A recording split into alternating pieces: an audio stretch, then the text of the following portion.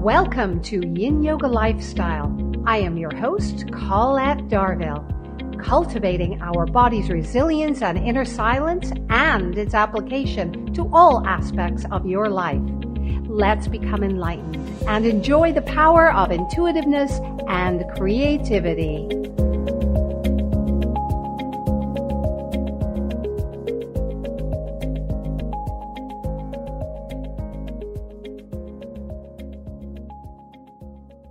You are listening to Society Bites Radio, social interaction for the mind and soul. Hello, and thank you for joining us today. I am your host, Colette Darville, and this is Yin Yoga Lifestyle. So now let us take a deep meditative breath. Inhale, so. Exhale, hum. Angela JONES-TAUL grew up in a small town in Kentucky and had no understanding of how important self-love was or even how to achieve this crucial tool to keep her sanity. After finding her own self-worth and inner strength, Angela began her own healing process. Today, Angela has been an LPN for 20 years and is a licensed massage therapist.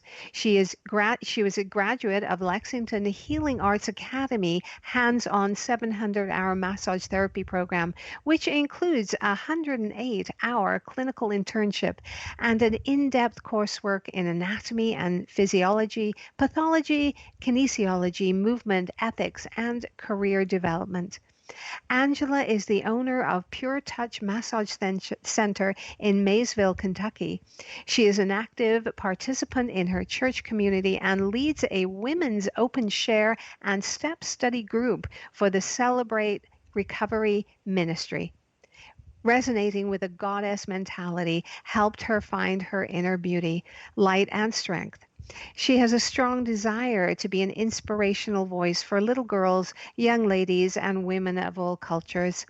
Angela is also a poet and writer and is one of the 12 contributing women authors to the newly released book, Women Standing Strong Together. In addition, Angela has written her own debut book to be released in the spring of 2020. Welcome to Yin Yoga Lifestyle, Angela. Thank you so much. I feel honored to be here today. Oh, and we're really honored to have you. What was it like growing up in Kentucky, and how did this shape your perception of life? Growing up in Kentucky, it's been great. Very simple life here. I grew up in a small rural town. I think it shaped my perception of life. I kind of felt sheltered on one aspect because, like I said, it's so simple here. Right. So when I would go to like a bigger city, it's like, oh wow, this is different. This is so different from my little small town in Kentucky. But I think it also humbled me to kind of value that simplicity of life and to cherish family and friends more because of the small town feel and everyone being here together. So, but it's been great growing up here. Yeah, there's a certain amount of familiarity when you know the people around you, you know what to expect, and people, there's a sense of community, I would think, where people help each other out more. Oh, most definitely, because even when I moved to Ohio for a little bit, it was like a culture shock. And I'm like, people are not as friendly here as they were in Kentucky. It's like, what's wrong with you people? Right. Right. Yeah. Exactly. Was there one particular person or experience that opened you for personal change and healing in your life? I would have to say the experience that opened me for personal change came when a 7-year relationship of mine ended, and I fell into a deep depression and a state of hopelessness. And I just didn't know what to do anymore. And it triggered me to want to, unfortunately, end my life. But after that after that feeling of what I call a nervous breakdown, I knew I needed to change. I needed to change. I wanted to. Like, that was like my turning point. I needed to change. I wanted to. And then that desire and drive just kept filling me like, yes, you can change. There is a change for you. So I would have to say that was the experience. Were there people around you who acknowledged what you were going through and wanted to help you? Or did you share that with anybody? I didn't really share it with anybody. That was part of me thinking I was being strong to shelter everyone from what I was going through, and also having that feeling that you couldn't be vulnerable, Right. that people wouldn't understand that. But once I opened up to a life coach, and she helped me to dig deeper and to understand that there were so many parts of me that were unhealed that I had not even realized, and that really helped a lot. Yeah. Um, when I read your chapter in the book, Women Standing Strong Together, I was pleasantly surprised that you opened with poetry. Can you talk about that a little Uh, bit? I I had actually just finished submitting my manuscript for my solo project book, and I was kind of like burnt out. So Mhm. when Gloria approached me about participating in this collaboration, I was like, I don't want to write anymore. Tony, But I'm not sure. right? Right.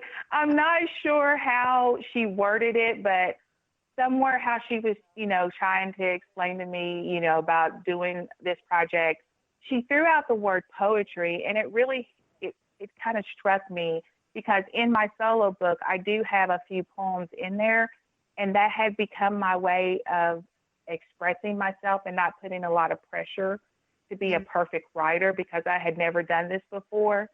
So the poetry allows me to express myself with ease and calm. Yes, but Gloria Coppola has a way of doing that. You know that, right? She has a way of inspiring that in people. um, Yes, she does. she really does, and I think that, but your poetry is very inspiring, and I really enjoyed reading it. Is your new book, is that going to have poetry in it? It actually has the two poems in it that I submitted for the collaboration, but Oh, it also has some other poems in there. The whole book is not based on poems, but um, I I threw it in there to kind of give my individuality to the book. yeah, it was beautiful. Um, is listening to your heart different from listening to your intuitive self? That's kind of tricky, but I Yeah. think that I think that on one level it is. Um, but then I think on another level, when you allow your head to get in the way, your heart has a hard time distinguishing with the intuition. So Hmm. I feel like that's when I have to go with that true gut feeling versus listening to my heart and desire, because it's so easy for me, being an overthinker, Hmm. to listen to my heart and to let my heart lead me and feel comfortable that that is my intuitive self. But then that logic is like, but what if it isn't? That logic kicks in there. So it kind of throws me off. But I do feel that they have, there is the connection with the heart and intuitive self. But when that logic gets in there, that's where it throws you off. Yeah, yeah, it really is. And Uh, no, I know, and that's kind of leading me into my next question because one of your passions is to work with, help and inspire young women. What are some of the common issues you see young women facing today? I still feel that young women are still dealing with the whole self love and self respect issues. And I think that just comes from really how we've kind of lost owning our feminine side. I think we we lean more toward that masculine side because it's been um, we've been pushed to be more independent, more assertive, and I Mm-hmm. think that that keeps us from being on the softer side, the feminine side, and I think that's where we think that we can't be, more womanly. We have to be hard. That's the only way we're going to gain respect, and we're only going to do this. But I think we lose that whole idea of having self-love for ourselves, and that to me was where my a lot of my issues came from, was not understanding that love and acceptance had to come from myself first, and then it would flow from everywhere else. So do you think that there's a lot of young women out there who are confused about I do. where they're supposed to be and what they're supposed to be doing? I really do, and I don't think that we maybe in the past few years have done a very good had very good examples of what being a strong woman is. It doesn't necessarily mean you have to be hardcore and you can stand up there and compete with the men, but it's just owning your authentic self. Mm-hmm. Are there, there's a lot of young women out there who are, have goals, and I'm always very surprised by how many young women really stand up and say, no, this isn't right. I don't like that. How important is that for young women to really sort of nurture that within themselves, especially when they're building a career? Um, well, especially when they're building a career or even getting into, a good college. I think that it's very important because it teaches you to respect your values and to know what you want and just Hmm. not, conform to, oh, well, this is the only way I can do this is if I go along. I think it's okay to stand out and to voice how you feel. And I think that shows strength in that itself that, okay, I don't agree with you, but these are my views. And I think that gives the other person that option to be like, well, hey, she was woman enough to stand up and say, Yeah. I don't agree with this. And that she knows that there might be a chance that because she don't agree that she doesn't, go forward, but she's okay with that. And I think that that's a level of strength that we need Yeah. to own. And you lead a women's open share and step study group for the Celebrate Recovery Ministry. What is that about? Can you talk a So bit about Celebrate that? Recovery. Yeah, Yeah. Celebrate Recovery is a faith-based 12-step recovery program, but it's not just for addiction like alcohol or drugs. It's Hmm. for anybody who has a hurt habit and hang up.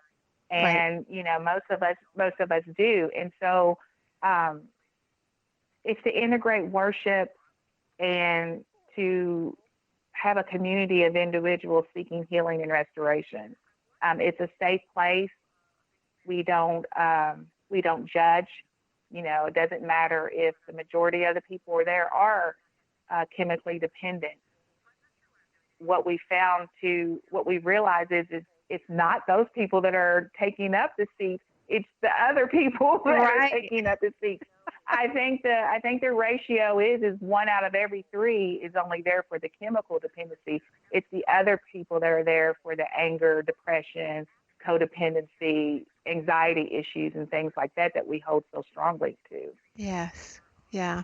Um, do you feel that your education in the healing arts has really benefited you for being a mentor and a coach?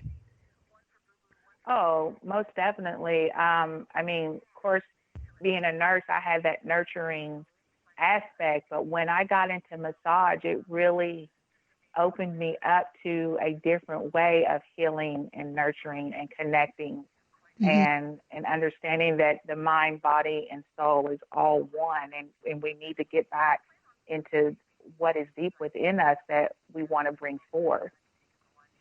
Yeah, absolutely. What surprised you about yourself as